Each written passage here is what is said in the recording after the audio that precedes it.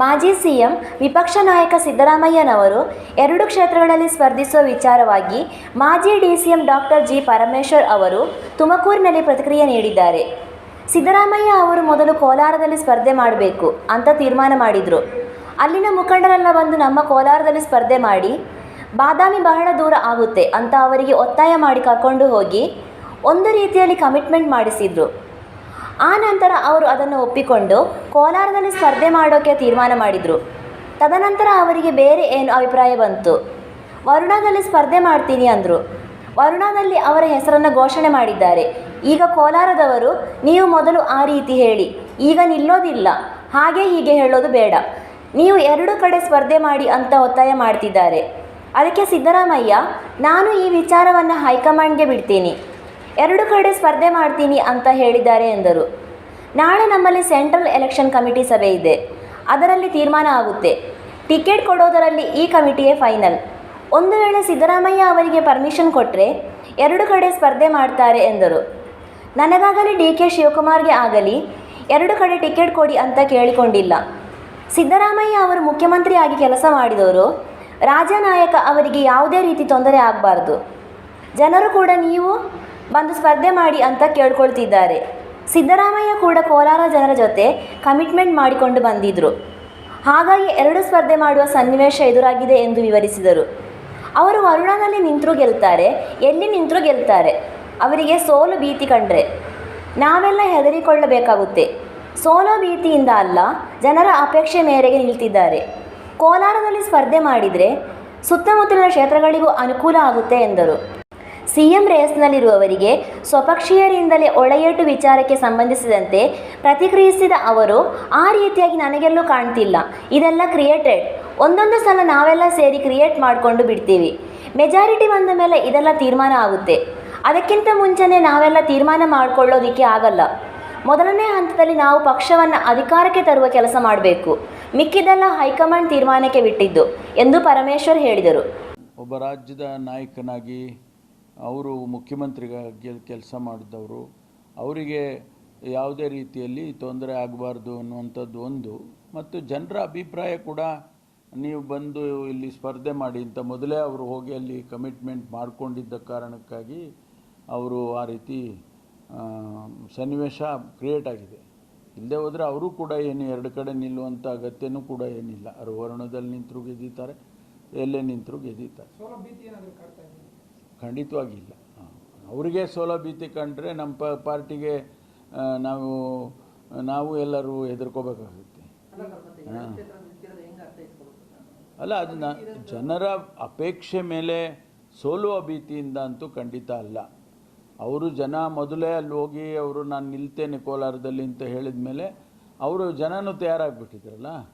ಮತ್ತು ಸುತ್ತಮುತ್ತ ಕೋಲಾರ ಜಿಲ್ಲೆನಲ್ಲಿರ್ತಕ್ಕಂಥ ಎಲ್ಲ ಕ್ಷೇತ್ರಗಳಲ್ಲೂ ಕೂಡ ಒಬ್ಬ ರಾಜ್ಯದ ಮುಖಂಡ ಬಂದು ನಿಂತ್ಕೊಂಡಾಗ ಅವ್ರಿಗೂ ಅನುಕೂಲ, ಫಾಲ್ಔಟ್ ಎಫೆಕ್ಟ್ ಅಂತ ಏನು ಕರಿತೀವಿ ನಾವು, ಅದು ಕೂಡ ಆಗುತ್ತೆ ಅಂತೇಳಿ. ಆದರೆ ಈಗ ಅವರು ವರ್ಣದಲ್ಲಿ ನಿಲ್ತೀನಿ ಅಂತ ಈಗಾಗಲೇ ಘೋಷಣೆ ಆಗಿರೋದ್ರಿಂದ ಅವ್ರಿಗೇನೆಂದರೆ, ನಮ್ಮೂರಲ್ಲಿ ನಿಂತು ಹೇಳಿ ಈಗ ನೀವು ವಾಪಸ್ ಹೋಗಿರೋದ್ರಿಂದ ಅದು ಸರಿ ಕಾಣಿಸೋಲ್ಲ ಅಂತ, ಅದಕ್ಕೆ ಹೈಕಮಾಂಡಿಗೆ ಬಿಟ್ಟಿದ್ದಾರೆ ಅವರು.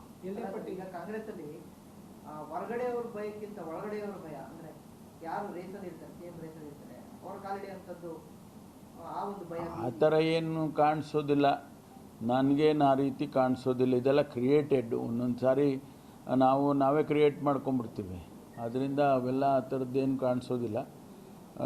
ಯಾಕೆಂದರೆ ಇದೆಲ್ಲ ತೀರ್ಮಾನ ಅಂತಿಮ ಆಗೋದು ನಮಗೆ ಮೆಜಾರಿಟಿ ಬಂದ ಮೇಲೆ. ಅದಕ್ಕೆ ಮುಂಚೆ ನಾವೇನು ತೀರ್ಮಾನ ಮಾಡ್ಕೊಳ್ಳೋಕ್ಕಾಗಲ್ಲ. ಮೆಜಾರಿಟಿ ಬಂದ ನಂತರನೇ ತಾನೇ ಮುಖ್ಯಮಂತ್ರಿ ಪದವಿ ಅದೆಲ್ಲ ತೀರ್ಮಾನ ಆಗೋದು. ಈಗ ನಮ್ಮ ಮೊದಲನೇ ಹಂತದಲ್ಲಿ ನಾವೆಲ್ಲರೂ ಕೂಡ ಪಕ್ಷವನ್ನು ಅಧಿಕಾರಕ್ಕೆ ತರ್ತಕ್ಕಂಥ ಕೆಲಸ ಮಾಡಬೇಕು. ಪ್ರತಿಯೊಬ್ಬರು ಕೂಡ, ಯಾರೇ ಮುಖಂಡರು ಎಷ್ಟೇ ದೊಡ್ಡವರಿದ್ದರೂ ಕೂಡ ಮೊದಲನೇ ಕೆಲಸ ಪಾರ್ಟಿ ಬರಬೇಕು. ಆಮೇಲೆ ಮಿಕ್ಕಿದ್ದೆಲ್ಲ ಅವರು ಅವರವರ ಇದು ತೀರ್ಮಾನಕ್ಕೆ ಬಿಟ್ಟಿದ್ದು, ಹೈಕಮಾಂಡಿನ ತೀರ್ಮಾನಕ್ಕೆ ಬಿಟ್ಟಿದ್ದು. ನಾಳೆ ನಮಗೆ CVC ಇದೆ, ಸೆಂಟ್ರಲ್ ಎಲೆಕ್ಷನ್ ಕಮಿಟಿ. ಆ CECನಲ್ಲಿ ಏನು ತೀರ್ಮಾನಗಳಾಗ್ತವೆ ಅದು ಫೈನಲ್ಲು. ಅದರಿಂದ ಮೇಲಕ್ಕೆ ಹೋಗೋದಿಲ್ಲ. ರಿವ್ಯೂ ಆಗಬೇಕಾದ್ರೂ CECನಲ್ಲಿ ಆಗಬೇಕು. ಅದಕ್ಕೆ ನಾಳೆ ಅಂತಿಮವಾಗುತ್ತೆ. ಬಹುಶಃ ನಾಳೆ ಸಂಜೆ ಅಥವಾ ನಾಡಿದ್ದು ಬೆಳಿಗ್ಗೆ 2ನೇ ಲಿಸ್ಟ್ ಪಟ್ಟಿ ಬರುತ್ತೆ ಹೊರಗಡೆ ಅಂತ ಅಂದ್ಕೊಳ್ತೀವಿ. ಬಿಜೆಪಿ ಮತ್ತು JDS ಕಾಂಗ್ರೆಸ್ ಕಡೆ ಪಾಸಿಟಿವ್ ಹೋಪ್ ಇದೆ. ಇದು ನೋಡಿ, ಯಾವತ್ತೂ ಕೂಡ ನಾನೇ ಅಧ್ಯಕ್ಷನಾಗಿ 2 ಚುನಾವಣೆ ನಡೆಸಿದ್ದೇನೆ. ಭಾಳ ಜನ ನಮ್ಮ ಪಕ್ಷಕ್ಕೆ ಬರ್ತಾರೆ ಅಂದರೆ ಎಲ್ಲೋ ಒಂದು ಹೋಪ್ಸ್ ಇದ್ದರೆ ಬರ್ತಾರೆ, ಇಲ್ಲೇ ಆದರೆ ಯಾಕೆ ಬರ್ತಾರೆ? ಭಾಳ ಜನ BJPಯವರು ಬರ್ತಾ ಇದ್ದಾರೆ, ಜನತಾ ದಳದಿಂದ ಬರ್ತಾ ಇದ್ದಾರೆ ಅಂತಂದರೆ ಸ್ವಾಭಾವಿಕವಾಗಿ ಎಲ್ಲೋ ಒಂದು ಹೋಪ್ಸ್ ಇದೆ, ಅದಕ್ಕೋಸ್ಕರ ಬರ್ತಾರೆ ಅಂತ ಅರ್ಥ. ಹಾಗಾಗಿ ಇವತ್ತು ನಾವು ಬಂದವ್ರನ್ನೆಲ್ಲರನ್ನೂ ಕೂಡ ನಮ್ಮ ಪಕ್ಷದ ಸಿದ್ಧಾಂತ ಕೆಳಗಡೆ ಕೆಲಸ ಮಾಡ್ತೀವಿ ಅಂದರೆ ಬನ್ನಿಯಪ್ಪ ಕೆಲಸ ಮಾಡಿ ಅಂತ ಹೇಳ್ತೇವೆ. ಚುನಾವಣೆ ಸಂದರ್ಭದಲ್ಲಿ ಇದೆಲ್ಲ ಸ್ವಾಭಾವಿಕ. ಬೇರೆ ಪಕ್ಷಕ್ಕೂ ಹೋಗೋರು ಇರ್ತಾರೆ, ಬೇರೆ ಪಕ್ಷದಿಂದ ಬರೋರು ಇರ್ತಾರೆ, ಇದೆಲ್ಲ ನಡೀತಾ ಇರುತ್ತೆ. ಆದರೆ ಹೆಚ್ಚಿನ ಅಂಶ ಕಾಂಗ್ರೆಸ್ಗೆ ಈ ಬಾರಿ ಭಾಳ ಜನ ಬರ್ತಿದ್ದಾರೆ ಅನ್ನೋದು ಒಂದು ಸೂಚನೆ. ಈ ಬಾರಿ ಕಾಂಗ್ರೆಸ್ ಅಧಿಕಾರಕ್ಕೆ ಬರುತ್ತೆ ಎಲ್ಲ ಸೂಚನೆಗಳಿದ್ದಾವೆ ಅಂತ, ಅದರಿಂದ ಬರ್ತಾರೆ. ಆ ಥರದ್ದೇನಾಗಲ್ಲ. ನಮ್ಮಲ್ಲಿ ಒಂದು ಸ್ವಲ್ಪ ದಿವಸ ಹಂಗಿರುತ್ತೆ, ಒಂದಿಷ್ಟು ಅಸಮಾಧಾನ ಇರುತ್ತೆ. ಇವ್ರು ಬಂದ್ರಲ್ಲ ಅವ್ರು ಬಂದ್ರಲ್ಲ ಅಂದ್ಕೊಂಡು ಆಮೇಲೆ ಎಲ್ಲ ಸರಿ ಹೋಗ್ತದೆ. ಈಗ ಸಿದ್ದರಾಮಯ್ಯನವರ ಆದಿಯಾಗಿ ಭಾಳ ಜನ ಜನತಾದಳದಿಂದ ಬಂದರು, ಅವರೆಲ್ಲ ಸೆಟ್ಲ್ ಆಗಿಬಿಟ್ರಲ್ಲ, ಎಲ್ಲ ಭಾಳ ಚೆನ್ನಾಗಿ ಈಗ ಅವರೆಲ್ಲ ನಮ್ಮ ಮುಖಂಡರುಗಳಿದ್ದಾರೆ. ಅಲ್ಲೇನು ನಾವು ಅವರನ್ನೇ ಒರಿಜಿನಲ್ ಕಾಂಗ್ರೆಸ್ಸು, ವಲಸೆ ಕಾಂಗ್ರೆಸ್ಸು ಅಂತೆಲ್ಲ ಏನು ನಾವು ಟ್ರೀಟ್ ಮಾಡೋದೇ ಇಲ್ಲ.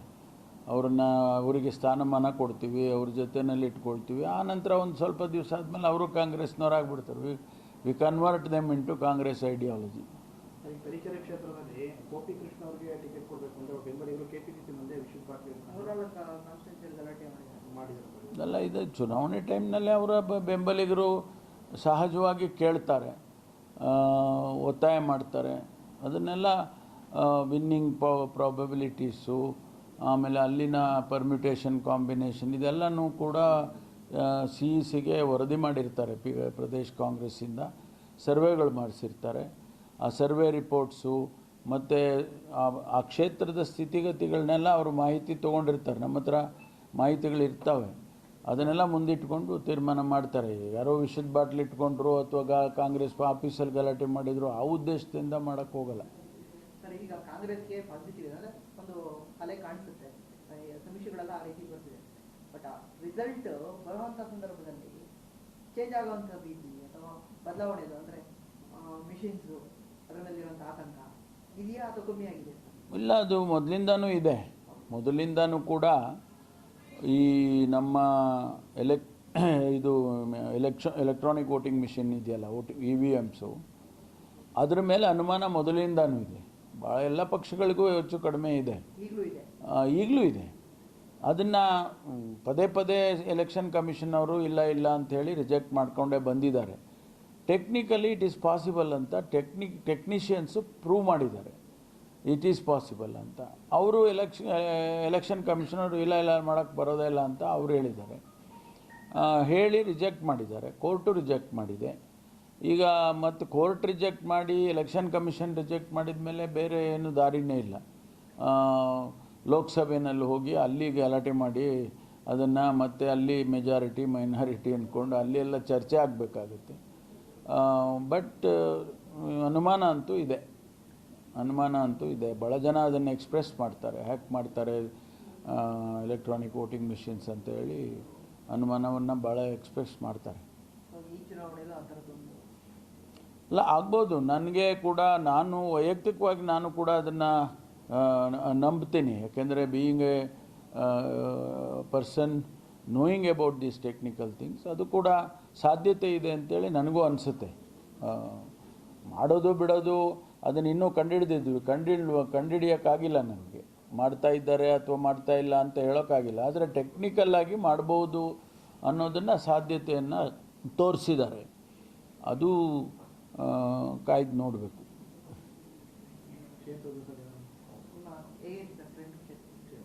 ಚೆನ್ನಾಗಿದೆ ಅಂತ, ಆದರೆ ಕೆಲಸ ಮಾಡಿದ್ದೇನೆ ಮತ್ತು ಜನಗಳ ವಿಶ್ವಾಸವನ್ನು ಗಳಿಸೋದ್ರಲ್ಲಿ ಸಫಲ ಆಗಿದ್ದೀನಿ ಅಂತೇಳಿ ನನಗನ್ಸುತ್ತೆ.